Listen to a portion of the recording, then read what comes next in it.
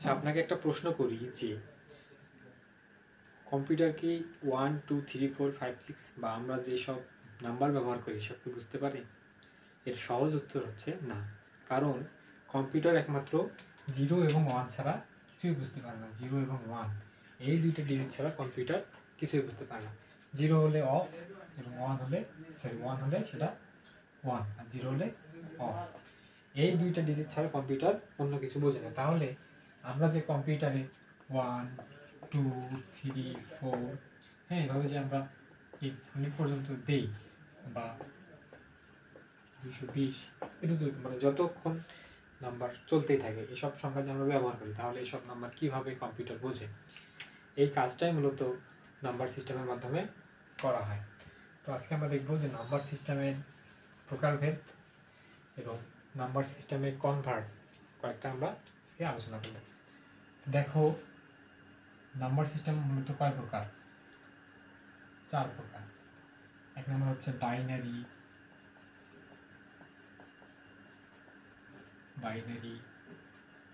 Octal,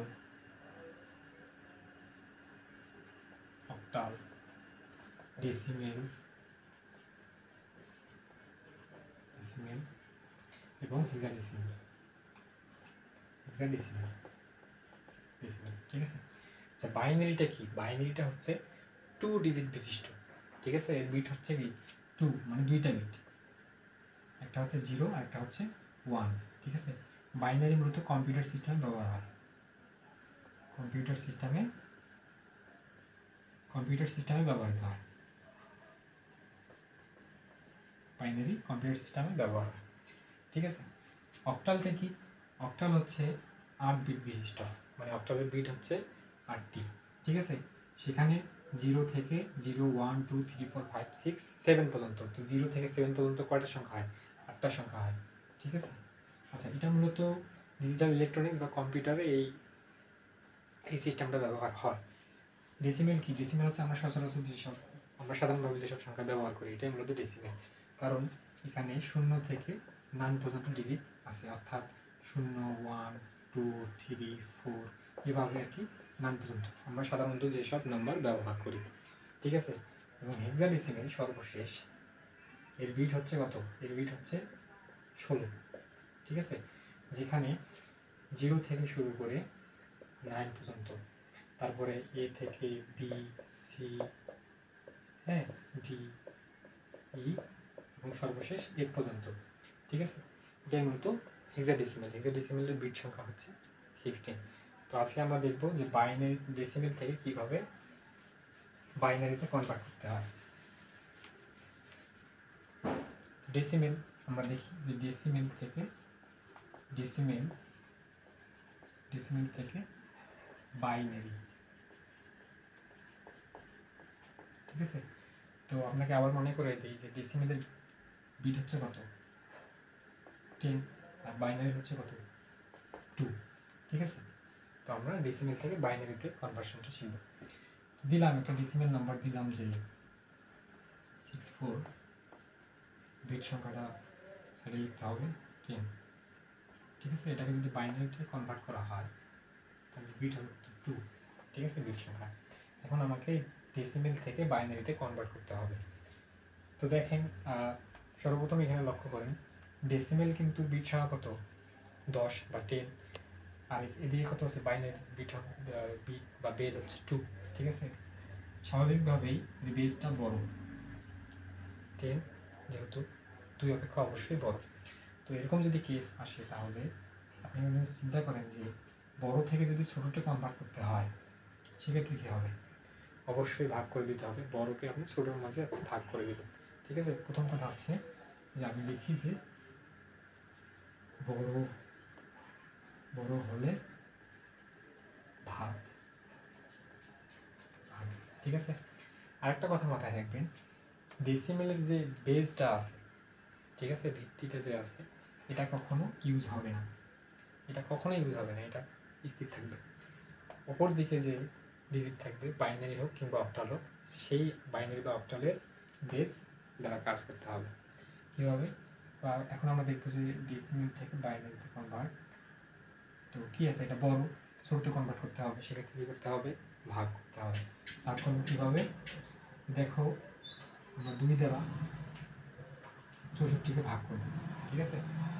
তো কত হয় এখানে 32, যে কোনো 64 32 দ্বারা ভাগ করা যায়, এবং ভাগশেষ কত থাকে, ভাগশেষ থাকে 0, ঠিক আছে, কোনো ভাগশেষ থাকে না, এখানে 0। আবার 32কে আমরা 2 দ্বারা ভাগ করবো, তাহলে কত হয় 16, ভাগশেষ কত থাকে 0। আবার আমরা 16কে 2 দ্বারা ভাগ করবো, 8, ভাগশেষ কত 0 বা 0। আবার আমরা 8কে 2 দ্বারা ভাগ করবো, এইভাবেই চলতেই থাকবে যতক্ষণ না 0 হয়। তাহলে কত হচ্ছে 4, ভাগশেষ 0, 2 দ্বারা যদি ভাগ করি, 2 দ্বারা ভাগ দাও 0, ঠিক আছে। আমরা যদি 2কে 2 দ্বারা ভাগ করি 1 হয়, ভাগশেষ কত 0 হয়। 1কে আমরা যদি 2 দ্বারা ভাগ করি, ভাগ করে দিই না, তাহলে ভাগশেষ কত 1 হয়। এখন আমরা যে ভাগফলগুলো পাইলাম, ভাগফল এবং ভাগশেষ, ঠিক আছে, আপনাকে ভাগশেষ নিয়ে কাজ করতে হবে, ভাগশেষগুলোকে শেষ থেকে সাজাইতে হবে, ঠিক আছে।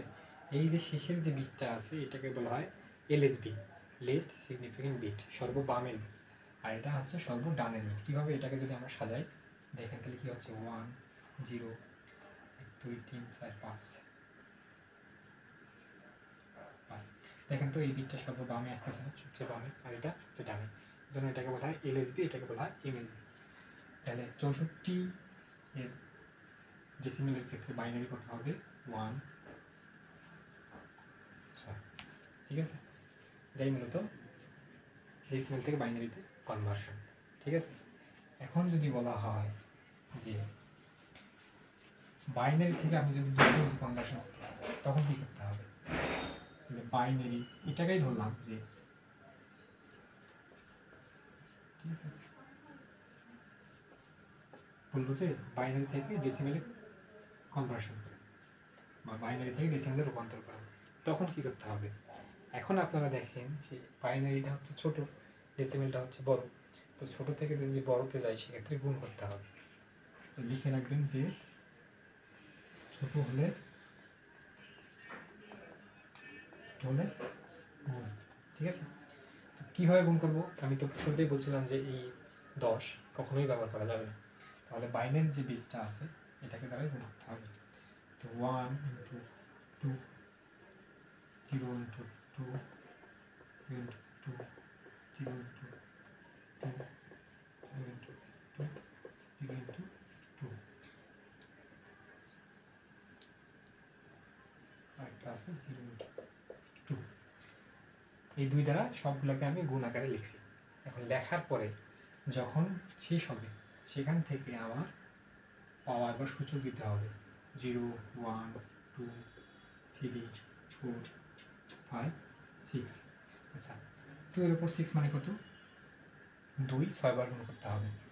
সহজ হিসাব অনুযায়ী যে 64 0 0 0 0 0 0, তাহলে কত হচ্ছে 64। তাহলে বাইনারি থেকে আমরা যদি ডেসিমেলে কনভার্ট করতে যাই তাহলে কত হচ্ছে 64, ঠিক আছে। তো এইভাবে আমরা দেখলাম যে ডেসিমেল থেকে বাইনারি, বাইনারি থেকে ডেসিমেল। এখন আমরা নেক্সট টপিক নিয়ে আলোচনা করব, সেটা হচ্ছে যে ডেসিমেল থেকে অক্টাল। ডেসিমেল থেকে অক্টাল, ডিতে ডেসিমেল, ওতে অক্টাল।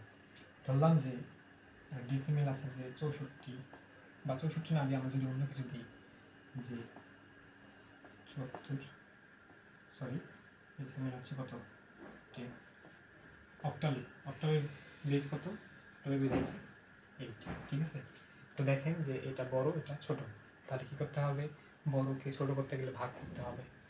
ভাগ করেন, আমি আবারও মনে করে দিতেছি যে এই 10 বা 10 কখনোই ব্যবহার হবে না, তাহলে 8 দ্বারা 74কে ভাগ করতে হবে।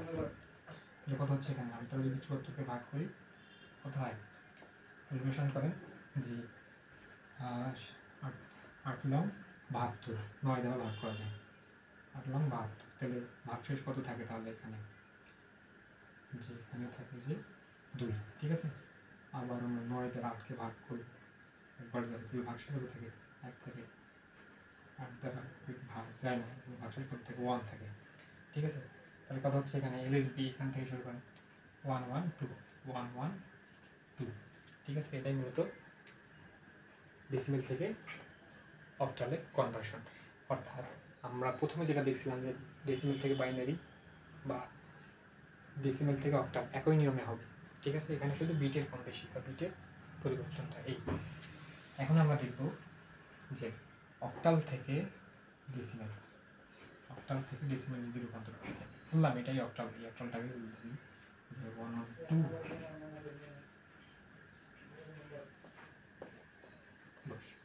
আচ্ছা, এটা ছোট এটা বড়, তাহলে ছোট থেকে বড় করতে গেলে কী করতে হয়? গুণ করতে হয়। তাহলে 1 ইন্টু কী করতে হবে? 1 into 8, 1 into 8 sorry plus 2 into 8। এখন সূচক ব্যবহার করতে হবে 0 1 2। আচ্ছা, 18 মানে কত? 64। কত হচ্ছে তাহলে? 18 মানে কত? 8। ঠিক আছে, আচ্ছা 8 মানে কত? 1। আমরা জানি যে যে কোনো কিছুর উপর 0 মানে সেটার মান 1। তাহলে 1 ইন্টু 2 মানে কত হচ্ছে? 2। কত হচ্ছে তাহলে এখানে? 72, আর 72 অব্দি 74। তাহলে কত হচ্ছে এখানে? 74। ঠিক আছে, এভাবে আমরা ডেসিমেল থেকে অক্টালে কনভার্ট করতে পারবো। তো দুইটা নিয়মই সেম। আজকের ক্লাস এতটুকুই। আজকে আমরা দেখলাম যে কীভাবে ডেসিমেল থেকে বাইনারিতে বা বাইনারি থেকে ডেসিমেল এবং ডেসিমেল থেকে অক্টাল কিংবা অক্টাল থেকে ডেসিমেলে কীভাবে কনভার্ট করতে হয়। ঠিক আছে, পরবর্তী ক্লাসে আমরা বাকি যে টপিক আছে সেগুলো নিয়ে আলোচনা করব। তো এখানে এই দুটি বিষয় মাথায় রাখবেন। আরেকটা বিষয় হচ্ছে যে ডেসিমেলের 10 কখনো ব্যবহার হবে না, কখনো ব্যবহার হবে না। ঠিক আছে, এই 3টে কথা মনে রাখবেন, আপনারা সহজে করতে পারবেন।